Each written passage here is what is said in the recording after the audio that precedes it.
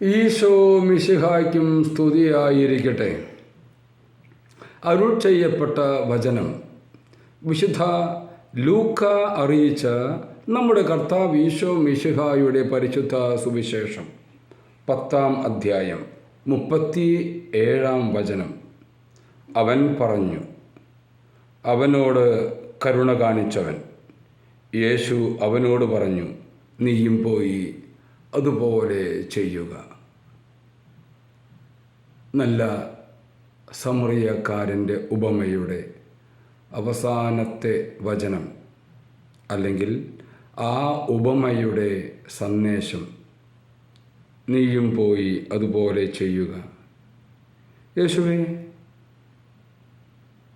ഞങ്ങളുടെ ജീവിതത്തെയും ഞങ്ങളുടെ ജീവിതങ്ങളെയും ഈ സമറിയക്കാരൻ്റെ ജീവിതം പോലെ ആക്കിയെടുക്കുവാനായിട്ട് ഞങ്ങളെ അങ്ങ് ഒരുക്കണമേ, ശക്തിപ്പെടുത്തണമേ.